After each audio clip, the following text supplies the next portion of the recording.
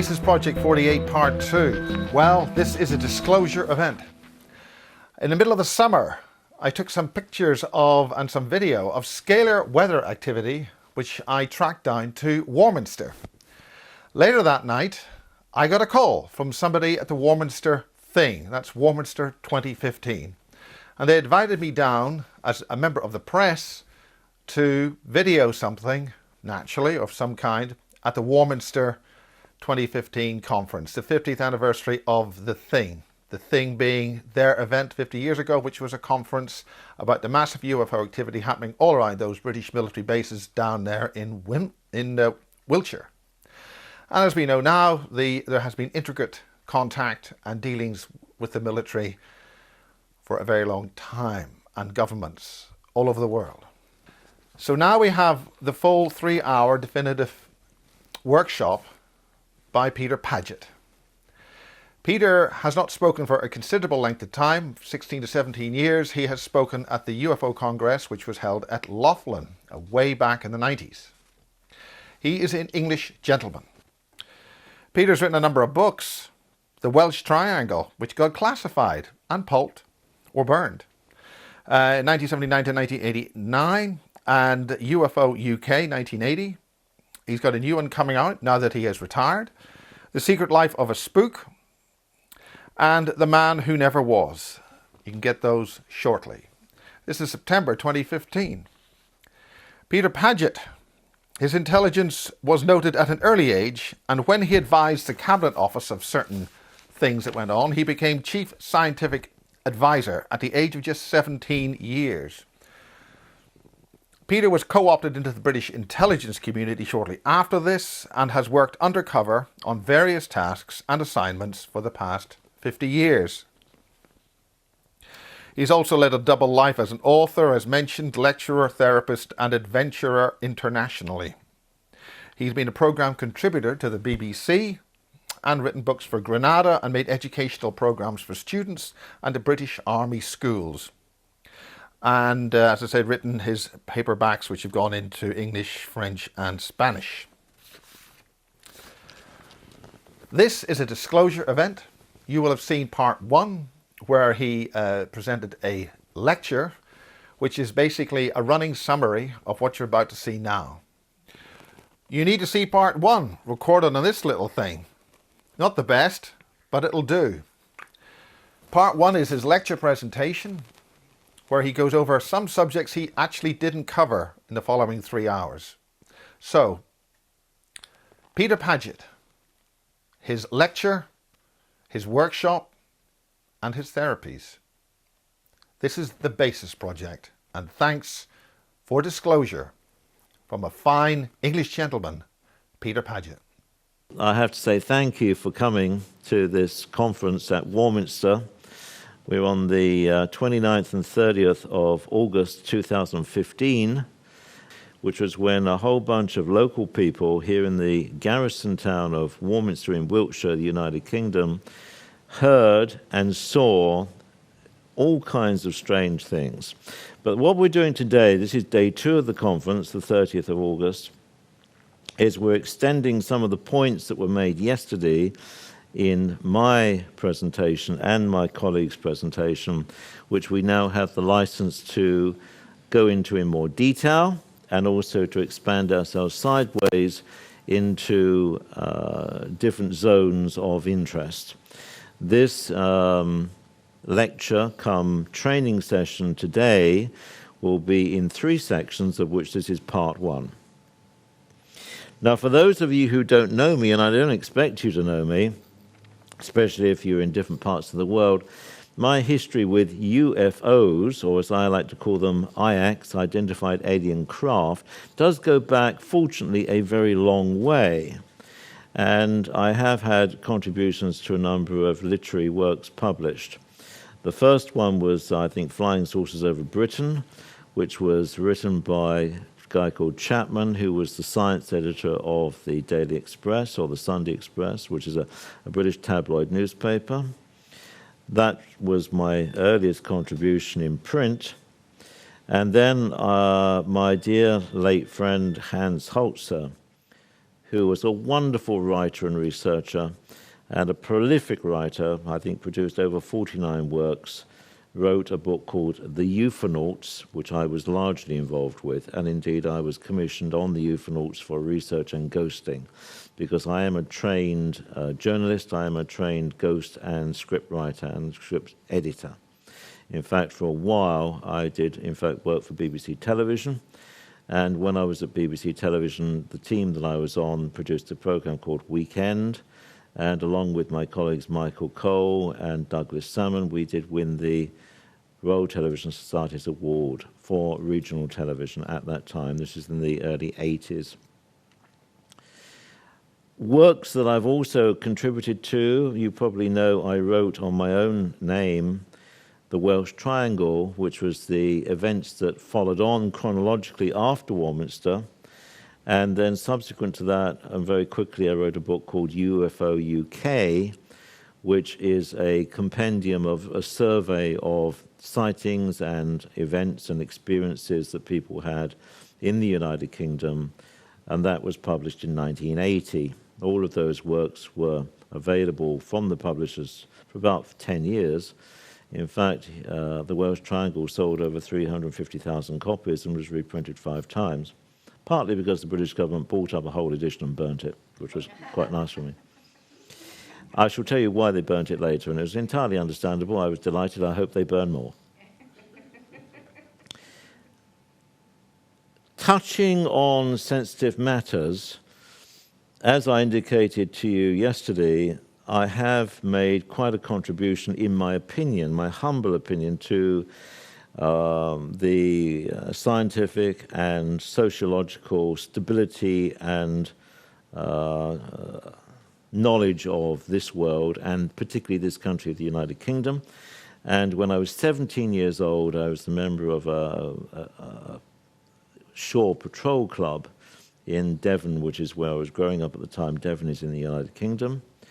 And we had a problem with oil pollution with tankers or small ships who used to moor in the bay and pump their bilges into the clean waters of the British Channel, the English Channel. And I was aware of this oil problem, and so I worked on and invented, with a certain amount of help from up there, a whole system of oil pollution control. And in those times, some of you might remember a tanker went on the rocks down in Cornwall called the Torrey Canyon, and I was aware of that within 30 minutes of the radio broadcast to that effect. I put together all of my papers and theses, and I took it to a colleague of mine who was 89 years old, but a good friend of mine. I was only 17. I always have older friends. Read into that what you will. And he said, this needs to be brought to the attention of the British government. He was called Commander Bond.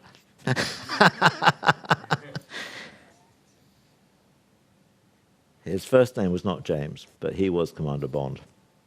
He had first flown with a balloon squadron in the First World War, and he was a very eminent man. And he said, I know Zazoli. We'll send it to Zazoli, who was the chief scientific advisor to the Cabinet Office at that time. And indeed, that's what happened. He said, we won't send it to the Cabinet Office, we'll send it to the Admiralty, where he has an office. We'll courier it there now. The press were getting all uptight about this oil spill, and there was rumor that the beaches were going to be ruined and sea life was going to be damaged, and the Cabinet held an emergency meeting in 3 days' time. Takes them about 3 days to hold an emergency meeting. And these days they call it the Cobra Committee. And he walked in with my papers under his arm. I gave that to the British government. I got 3 letters of thanks, which was fine, And that is still to this day the principal oil pollution control mechanism that is used worldwide. I'll wait until my good friend sees, no problem. They sold it to BP a year later for £250,000, when £250,000 was, that's fine. was a lot of money. This is in, I think, the early 60s, and that's no problem. But since then, I've been on side. Now, if you don't know what on side means, it means that I'm known to be on side. I'm known to be very pro-stability, cultural evolution, education, all these cliches. You know, I'm seriously British. I have no problem in saying that I'm seriously British, which doesn't make me xenophobic, but I do believe that we have 1,000 years of history, which I'm rather proud of. Just out of interest, my earliest forebears on my extended family were the aide-de-camp to William the Conqueror, and my immediate relative, as you may gather from my name, Paget, was second in command at Waterloo. There is no problem where I am coming from, and the British government knows that. One of you in the audience very kindly said, "Aren't you afraid?" I'm not afraid of anybody. Nobody at all. Nobody at all. Not because they can't touch me, but because they daren't touch me. They daren't touch me. If I go down, heads would roll. Now, moving to the chase, have I covered what else I've done? I've been to Lachlan. For those who know Lachlan as a UFO conference, I think 95, 98, there's a couple of tapes out there of mine, and they cover Secret Science Revealed. I've moved on a lot from that.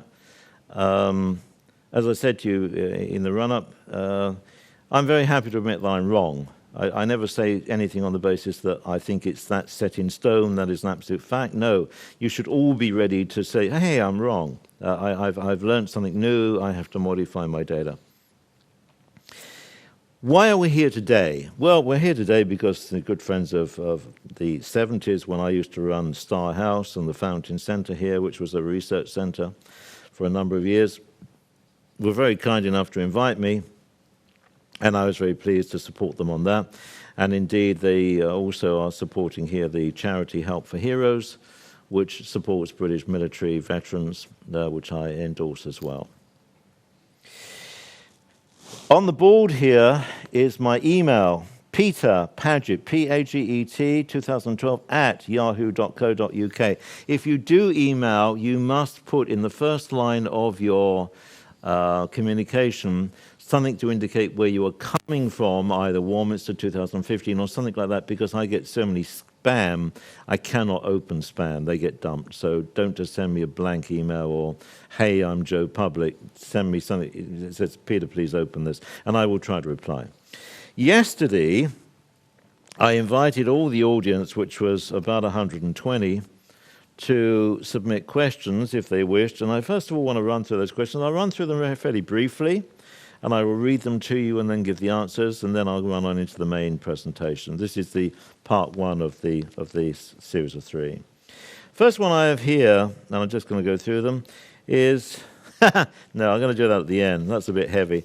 Right, let's start with the back end. Okay, this one says, can unconscious mind dominate over conscious mind? And this is from a guy called Arnie, I think. And, well, yes, unconscious mind often will govern and dominate your so-called conscious decisions. In fact, advertising, marketing, various people into NLP will tell you that, that's neuro-linguistic programming, will tell you that the subconscious has a huge effect on what you think is logical decision-making. To the degree that various practitioners, like you see on television, won't mention any names, can program people coming to the studio by exposing them to bits of advertising or posters or some staged events on the street, and then they will say, oh, draw something from your imagination, and then, he's drawing something over there, and hey, presto, they're the same thing. Because he has arranged for these subconscious images to be inserted into your mind. And it works remarkably, unfortunately, very well.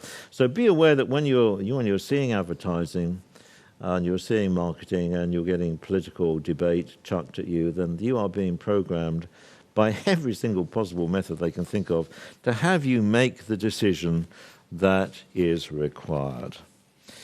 Will HARP, next question, will HARP destroy Earth? No. What more do you want? What don't you understand? The N or the O? No. No, HARP is a mechanism that heats the upper atmosphere where it's very thin. Its original specification was that it bumps up the height of the atmosphere up there so that low-level satellites collided, not like a brick wall, but softly collided with a heightened atmosphere, and therefore slowed down and changed their orbit and possibly crashed or certainly went off track.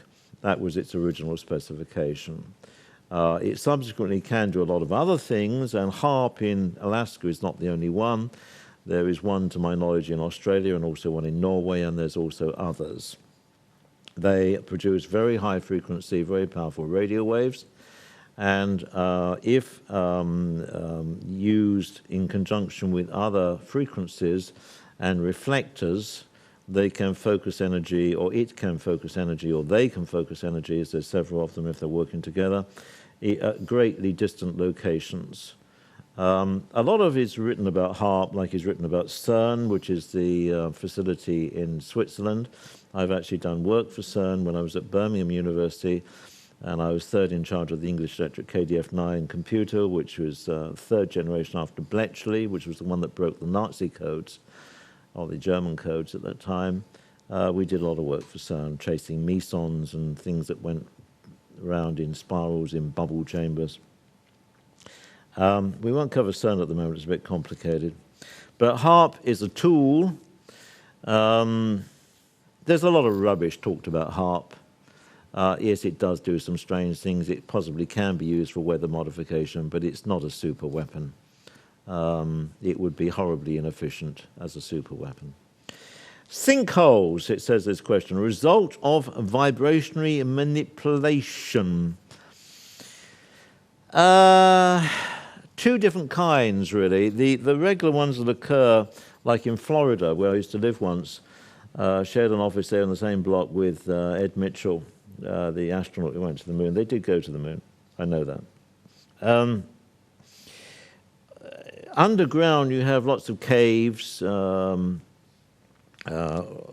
Basically, the material erodes and leaches out, and you get lots of chambers, and occasionally they collapse. And hey presto, you've got a sinkhole. Certain parts of the world are very prone to sinkholes more than others. It can be caused by leaking water pipes and other things like that. Particularly in cities, you get a big hole appear in a highway, it's usually a leaking water pipe, which has had the same effect. The other kind of sinkhole, which I'm going to make a note on that, which I'll come to later because it's more complicated. These are questions that were put to me in writing yesterday, like parliamentary questions in writing. If you ever ask the British government a really awkward question, I say, can we have that in writing? Because then they can spend a lot of time working out how best to lie. What are the aliens doing to control us? That's a good one. This is from, I asked them to put their key number or their, because we got key tabs when they came. This is from 001. 001. This is a very good question, a very good number, 001. Right. Did you ever see that program a long time on television? It was, on the island, wasn't it? The prisoner, right? I am number 4. We want information. Right. Well, here's the information. What are the aliens doing to control us? Well, a lot of you, and I'm telling you as the human race, not just you in this room, don't need too much control because you control yourselves. I'm not talking to you, quote unquote, enlightened people. Most people are controlled by what I call their comfort zone. They eat pizza and watch the ball game, and that's all that's required. And so they don't need controlling because they do a great job. That's the case. Do take a seat right there, sir. And what else do they do? It implies that aliens are in control of the planet Earth. Well, maybe to a degree they are, but also we must first of all highlight the fact that this aliens, plural, is correct. You're dealing with many different sources and many different agendas that don't necessarily agree with each other. UFOs, IX, have actually been seen over the years to have dogfights, although a dogfight with a couple of those craft is not the same as you would be expected to see in the Second World War. It's an energy fight, and it's principally designed to destabilize the other craft rather than shoot it down. If you ever watched insects, I was watching a hoverfly the other day in my garden, and the hoverfly was underneath the apple tree, and they can hold their station amazingly well. They must have built-in gyroscopes or something. And I say she, they're usually she's, the women are always more powerful than the men, was holding station there. And then another fly would come in about 6 or 7 feet away. It would straight away go there and tell it to go away, because this was her territory. And they would do this kind of dance around each other, which is very, very quick. Their brain speed is incredibly high, higher than yours. And then the other one would fly off. She was holding her station. This was her patch. And occasionally she would seem to make contact with a smaller fly. I'm not sure exactly what hoverflies eat, but I think possibly smaller flies. And she would take that. So she was holding her station. Now, a dogfight between two UFOs or two IX would be similar. They would not seek to destroy each other. They're not like that. But they would face each other off, and there would be a kind of dominance exercise on whose technique or technology was slightly better than the other, and the other one would go. It wouldn't. They're not nasty people. Even the nasty ones aren't that nasty. Let's come back to that question, because, again, it's quite complicated, and I want to go into that in more depth. Next question. Get through these quite quickly. This sounds like a quote from David Icke. Question, answer, or problem solution from 004. There it is. Yeah, this is a kind of standard social programming, economic programming technique of, if you're trying to produce a situation, you have to have the general public on your side, banging on your door that a solution is required to this problem, and therefore one has to create a problem in order that the general public goes along with the solution. So the solution or the answer or the target or the intent comes first, and the problem and the setup comes prior to that. So we'll come back to that. That's quite a political question. By the way, I'm not political. I'm a historian, I'm an archivist, I'm an analyst. I have no political leanings, whatever it is, one tries to bring the best out of it. They say you stay close to your friends, you stay closer to your enemies. In the days when I had certain responsibilities, people were calling up the Russians and saying, hey, we're moving divisions here, it's an exercise. Russians would be saying, hey, we're moving divisions there, it's an exercise. It saved a lot of time, saves a lot of gas on the U2. What happened in China? That's very political. We'll come back to that later. Right, okay, China being the other day, still August, wasn't it? Rendlesham Forest, come back in a minute. That is, the Rendlesham Forest was an incident which happened chronologically after Warminster, after the Welsh Triangle, which I wrote a book called The Welsh Triangle, which was about St. Bride's Bay and the facilities there. I'll cover that in a minute. And that came after that. So we'll put that a bit down the line. This is nice and current. What was discovered on Mars? What was recovered? Are humans present on Mars currently? This is from 037. Very good question. What was discovered on Mars? As you know, there's been lots of satellites, both landing and orbiting Mars in the last few years.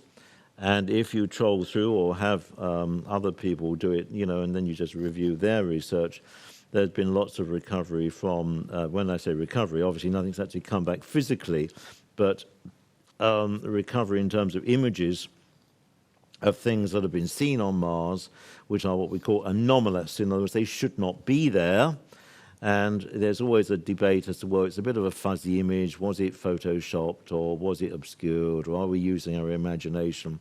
But I have seen some images recently which are very interesting. I use that interesting in that context.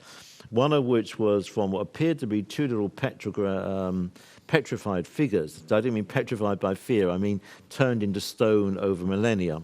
If any of you are familiar with a place called Pompeii, which is a Roman town in Italy underneath Vesuvius. When Vesuvius erupted all those many, many years ago, it covered Pompeii with ash, and there's people who had gone back to recover some of their valuables were caught in the pyroclastic flow, which is incredibly hot and terminates people instantly, and their bodies were buried in ash. What then happens over time is that the chemicals of the dust on the rock infuse into the organic material, and it then becomes rock. It's no longer organic material, but it serves as a mold to actually preserve the shape pretty accurately of that person or tree or fossil or whatever it was.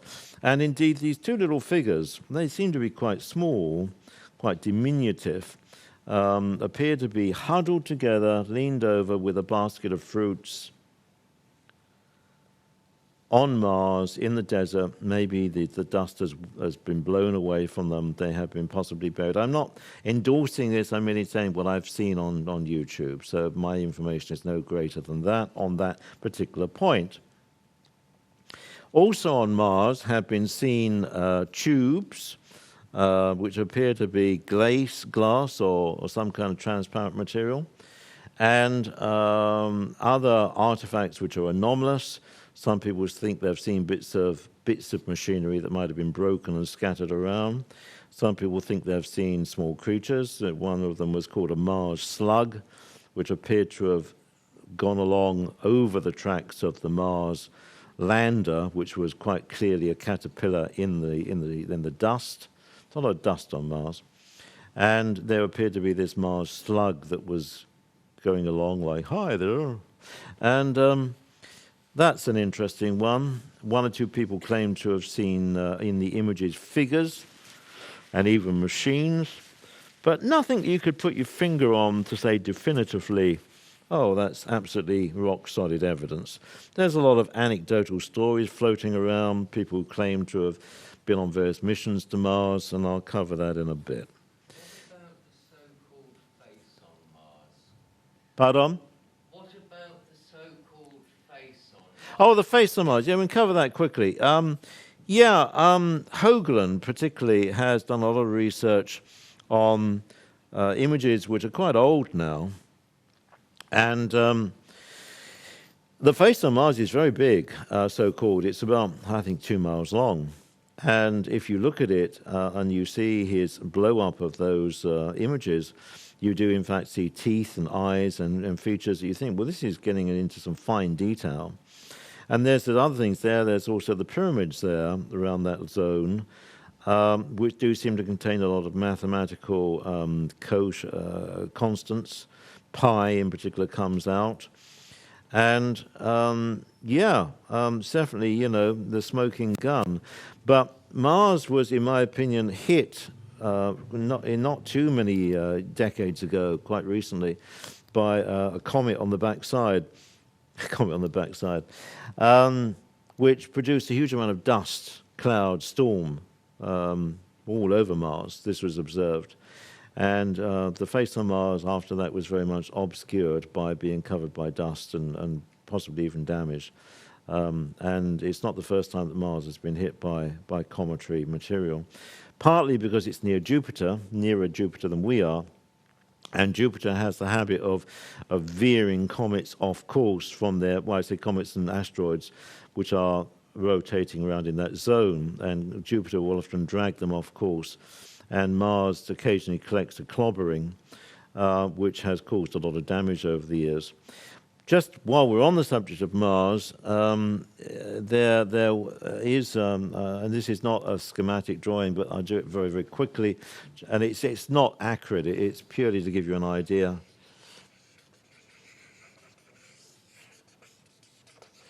There's a huge canyon. This is absolutely not a map of that canyon, but it's a bit like that, and it's absolutely huge, and it covers a huge area, and people said it might be water, but in my opinion, after the concept of the electric universe, it is in fact an electrostatic discharge canyon.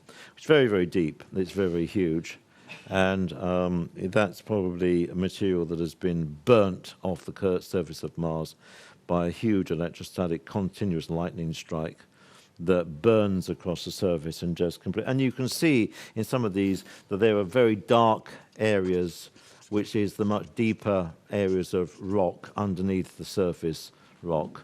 So there is an indication that Mars has had some very close encounters with not only impact, but also with electrostatic bodies. And just to cover that briefly, in a comet, you'll be aware there's a comet, there's a tail, like that, and there's also a tail, or I say a tail, it's actually an area of emission that goes forward towards the sun, which is down here, and this indicates that this one here is not dust or ions or plasma being blown off in this direction, it is a discharge towards the sun. So the comets are very highly charged with EHT, extremely high tension electricity, and it is making a communication and an interchange between the sun.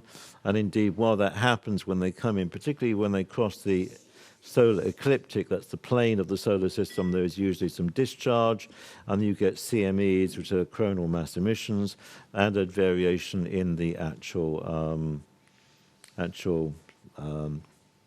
particles coming off the sun. Right. Moving on to the final questions. Where were we?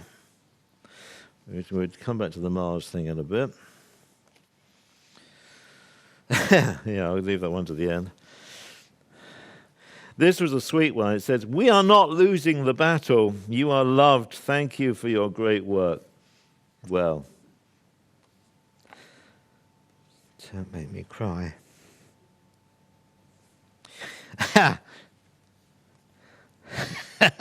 This is pure Monty Python. What's the meaning of life, the universe, and everything?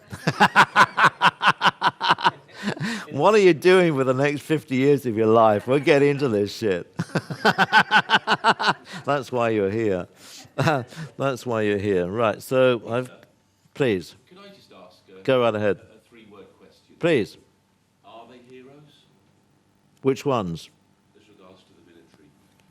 All right, okay, I'll cover the military, so I'll make my position very, very clear. I'll make my position very, very clear, because it needs to be covered. It's a good question. Right. Okay. I just repeat the question? Oh, yeah, go right ahead. If I could just ask this three-word question, please, Peter. Are they heroes as regards to the military? Okay, thank you for the question. I have enormous respect for the British military. I have a lot of respect for the United States military and NATO that I've worked with. I also have respect for the Russian military and indeed various other units around the world. The reason being why is that you have a chain of command. It's not a triangle, it's that kind of here. And down here you have, I'm just going to put the men. And the men might go up to the rank of, say, colonel. These are damn good fellows.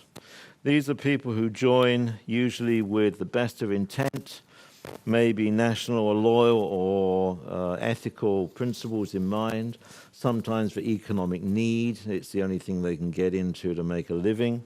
They are damn good fellows. They are heroes. They only do as they are told. And yes, if they come back from Afghanistan with bits shot off them, they are heroes. Now, in terms of are they heroes in another context, my brother-in-law was murdered by the IRA while on intelligence duties for being too bloody brave. I do not ever advocate that people should be a hero. Often people get given medals for being stupid. To give your life might be noble, but it's not very smart. You're much more useful to the unit alive than you are dead. But above here, you then get administrators which goes up to the rank of brigadier or marshal, or various, in different units they have different terms. And then up here, you have a much more tricky zone where they start to interface with the politicians, what you might call government. Okay? And then above government, you have various lobby, which may involve various cartels, the cabals, and corporate interests. And then above that, you have the dynasties, which are the families who control that and who own about 95% of the world's wealth. And above that, you have else. They are something else. Right. I'll have to turn this over in a minute, but we're getting along. That's covered all the questions that came out of yesterday. Any more questions from the audience? Lady here. Hello, Peter. I'm going to break the rules because Please. I noticed that the original condition of each question was 5 words only. And most of those I've Oh, been no, that was counting. yesterday, my darling. You can go right ahead. Right, well, I left my question on your chair this morning, so I'm going to ask an extra question. Why did it disappear? I didn't find it there. Right, it was on your seat this morning. My question was, in 5 words, straight to the point, galactic superwave stroke meteorite impact, September, question mark. Yeah, good question. Shall we cover that right now? Yeah, right.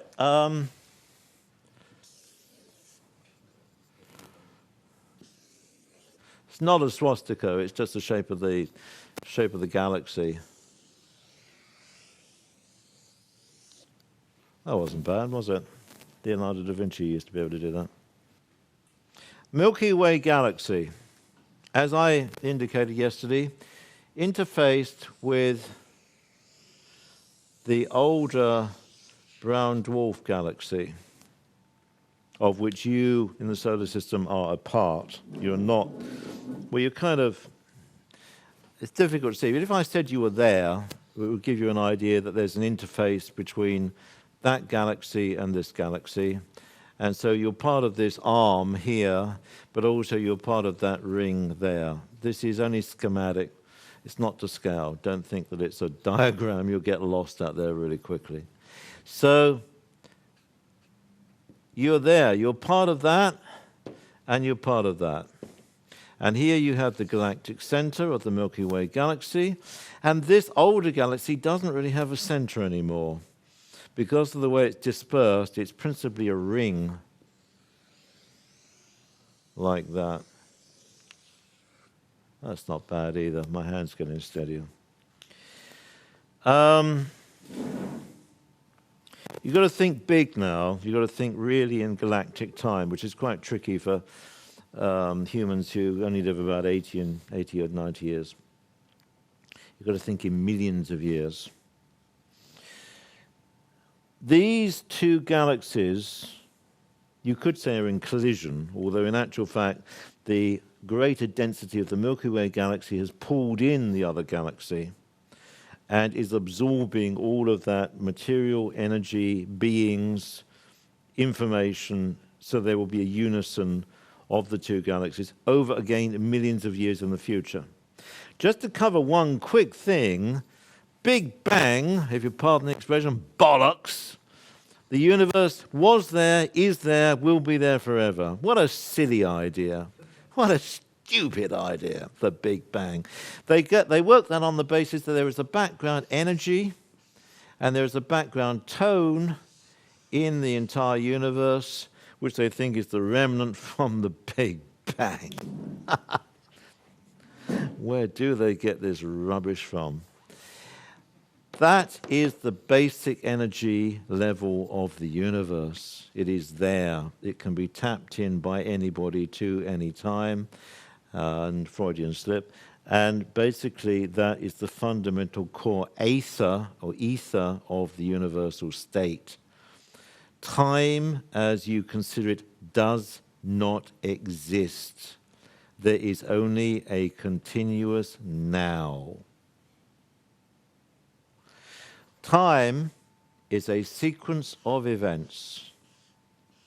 And if on your watch you have that timeline, and somebody else on their watch has that timeline, and because they resonate at the same frequency, they are roughly synchronous, although, as I indicated yesterday, if you take an atomic clock, you leave one on the deck at Heathrow Airport, and you fly the other one around the Earth very quickly in the fastest jet you can find, the one that comes back on the jet would be at a slightly different time to the one that you left at the airport. That is a piece of known physics. So velocity changes time.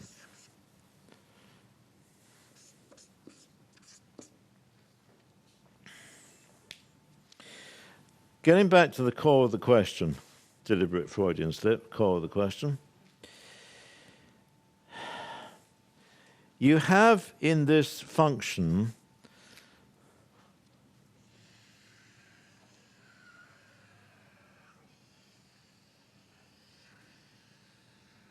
that's looking at the galaxy, the Milky Way galaxy, sideways.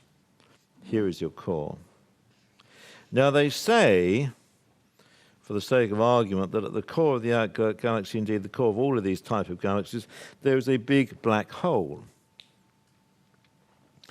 What they're really trying to say is there's a vortex. And a vortex, as you know from your bath plug, is where...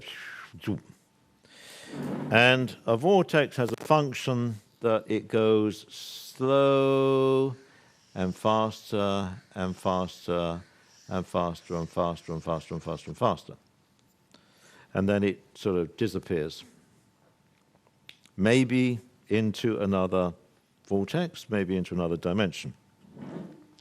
The point about all of these waves, it's getting a bit complicated here, is that these waves are in theory rotating, and like in waves on an ocean, it doesn't mean that this material here is rotating at the speed of the wave, it means the energy wave is rotating. So material is being brought into this compression, and the compression is moving around, which is what a wave in the ocean is.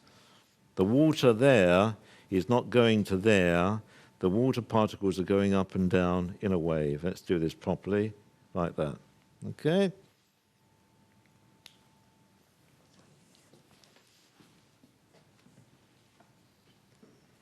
Hello, Doc. Now, in all life and all nature and all universal things, you get everything which is cyclical. It goes in cycles. These are very long cycles. And the universe, you know, God, taking the concept of a cosmic intelligence rather than an old man with a beard sitting on a cloud, God does not make mistakes. The universe does not make mistakes. It knows what it's doing. Everything is conscious. That's another difficult concept for you to grab. That chair, the molecules, the atoms, the subatomic particles of that chair, of this, have consciousness. They have awareness. We're not talking biological, neurological awareness. They have consciousness. They have awareness. They are in tune to their immediate surroundings, their immediate particles that they're aligned with by valency bonds, by resonance association, and they are interacting. When you make plastic, you make a polymer chain, by which you mean that the individual bits of the molecule are hung together, called a polymer chain. This one's talking to this one, this one's talking to this one, this one's talking to that one. And the distance between individual atoms, molecules, is almost an analog, an equivalent to the distance between planets and stars. As you're sitting there, 99.9999999% of you is empty space. In fact, if you really want to understand it properly, there is no such thing as solid matter. There are only vibrations which have associations with each other. My hand is at the same frequency as that chair. It will not go through it. But if I altered the frequency of my hand, it would pass through it as if that chair was not there. And various people upstairs understand that technology very well and can use it ad lib to their advantage. Even some humans understand those things because it is within your function to actually have it happen, believe it or not. I haven't forgotten your question, but all of this you need to know.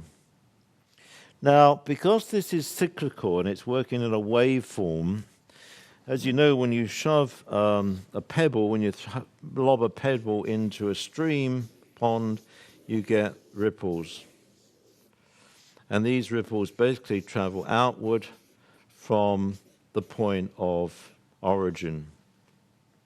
Again, it's cyclical, and it works in some kind of order. Now, the ancients, who, shall we say, the Mayan, who created the most accurate calendar known to us, the Mayan calendar is more accurate than your Julian and Gregorian calendars, did make quite a study of this, plus they seem to have received a lot of information. And they determined in their own history and in the future history the likelihood of certain kinds of events. So they predicted certain things, some of which came to pass. It is not the year 2015 today. It is not the year 2012, because due to the various popes rearranging the calendar to their own political ends over the decades, over the millennia, you haven't actually reached 2012 in the Mayan calendar.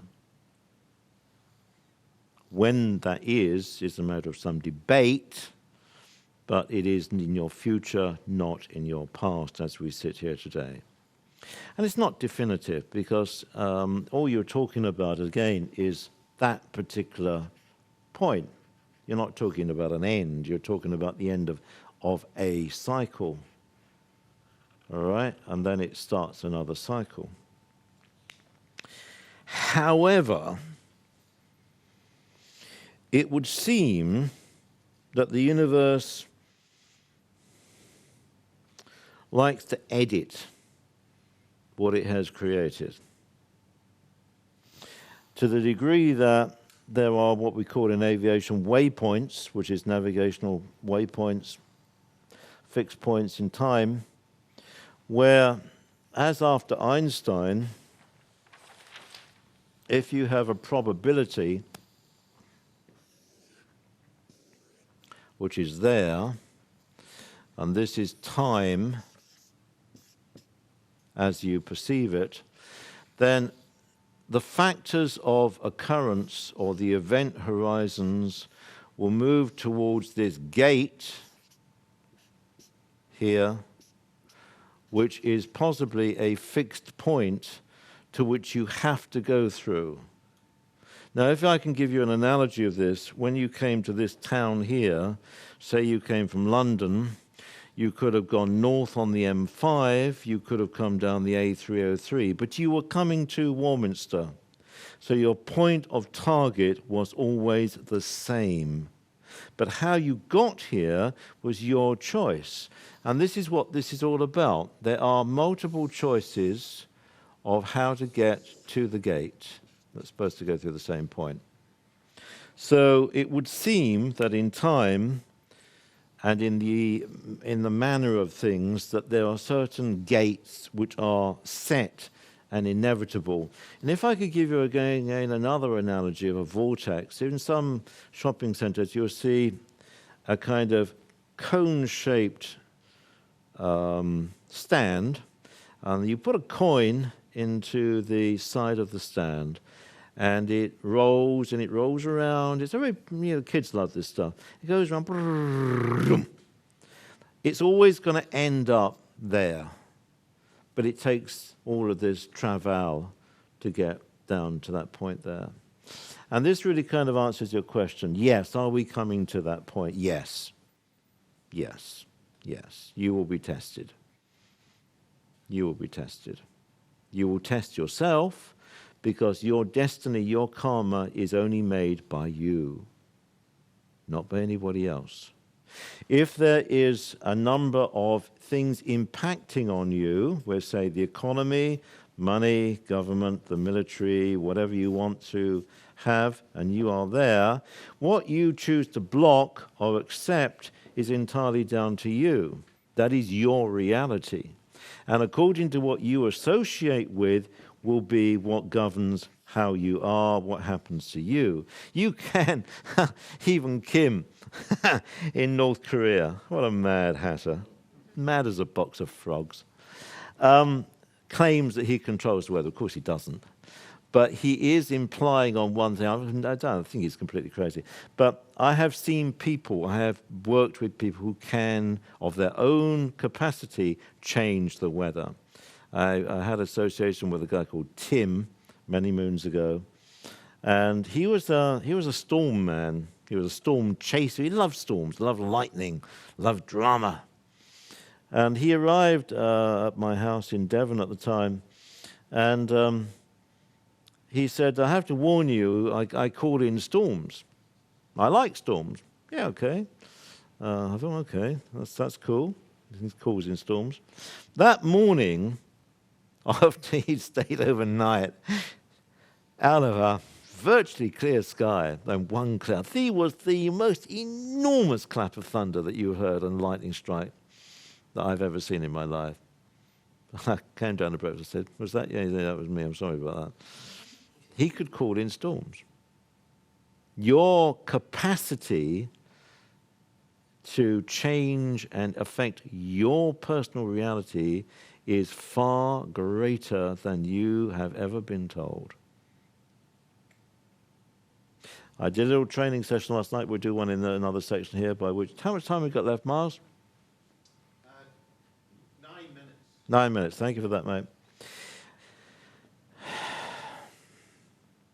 You have to excuse me, I get emotional.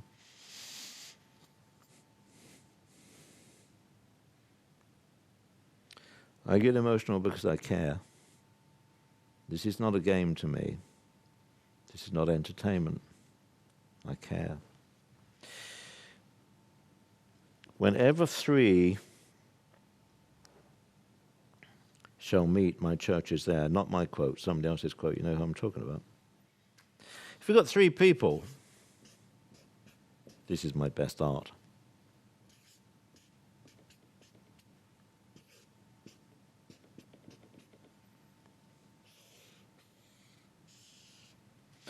Their three beingness, I'm not even going to say mind, brain, I'm just going to sort of invent a word. Their actual being, your being, is at any one time both receiving and transmitting energy. That energy interacts with the people around you. As you are all sitting here, you are to a degree in tune with each other, I would hope. You seem to be in tune with each other. Hopefully I'm in tune with you. And if you take three people and you put them in some kind of proximity to each other, physically, within about 6 feet, they will be interacting in their energy fields. This is referred to people in very general terms as aura. An aura is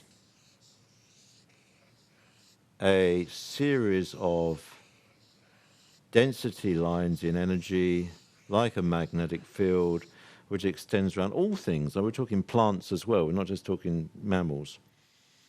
Indeed, you know, some crystals have auras. And you're talking again energy waveform going out here. Now, as an individual, yes, you do have a certain amount of ability to affect your local situation, your event horizons, what happens to you, your body, your own body in particular, because you've got X trillion cells in your body, which you are in control of. You do know, of course, that unless it's an antagonist, all maladies in your body are caused by you, or caused by you being susceptible to something which is coming in and you are picking up the frequency and replicating it. You only make yourself ill. If you don't want to be ill, if you don't need to be ill, you won't be ill. You cannot be ill. You control you. Now, there are antagonists, which I will cover later, and remind me to the word antagonist. However, getting back to this, if this person is transmitting, and that person here is picking it up and transmitting, and this person here is picking it up and transmitting, can you see that you've got a cycle that is then amplifying all of that energy? So by having a minimum of 3, or any function of 3, 3, 6, 9, 12, you are going to have an amplifier, just like this box of tricks back here, which is operating the mic, which I'm not using. You are going to amplify your intent. And we'll cover that later in the training session. Your intentions are principally what governs where you're going to go, who you're going to call in, what you're going to reject, what you're going to reflect. For those who are interested, I'm a Mayan White 5 mirror. So what you see in me at any one time is only a reflection of you. You can only see me as how you think I am. If I asked for a detailed painting or version of me from different ones of you, you'd paint something slightly different. Anything is a reflection of you. So how you arrange and govern yourself, your philosophy, your culture, whatever it is, you will see that out there. Hence, people who follow various cults, religions, political or philosophical beliefs will see things in their own, in their own light. Now, I've covered a lot of material so far. Some of it has been fairly academic. There was another question, I believe. We'll cover that very quickly.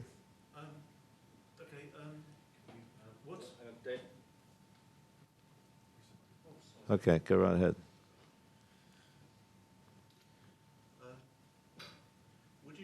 Is that okay, Miles? Yeah. Oh, sorry.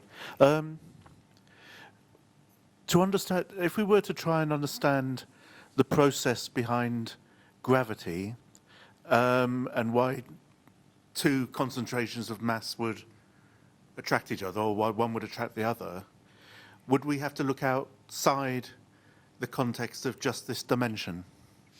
Well, gravity, as you understand it, was principally defined by Newton. Gravity is not what you think it is.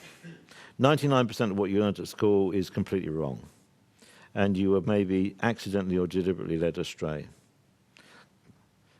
Gravity is a resonance function, in the same sense that I can't put my hand through that chair if I'm at the same frequency as it. There's a guy in Canada who, we'll cover this in more detail, but he produces standing waves of pulsed DC, direct current, electromagnetic field, and defeats gravity largely on a random basis. Things levitate, cannonballs, bits of wood, ice cream, which are not magnetic. And if you change the frequency of a thing, be it biological or inanimate, you will get outside of the gravity attraction in that zone. So it's quite a complex piece of physics. We'll cover it in more detail later. So I'm just going to wind up on this section. This has been an introduction. It's been a bit fragmented. I apologize for that. It's been partly a follow-on from yesterday, where I've been answering questions.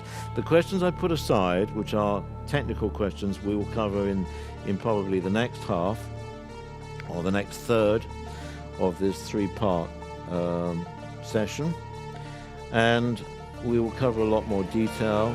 And so this first section has been a follow-on, covering the questions, taking input from you guys, and I think we can probably leave it there, and we look forward to seeing you in about 5 minutes when we'll be set for number 2. Thank you. I appreciate it.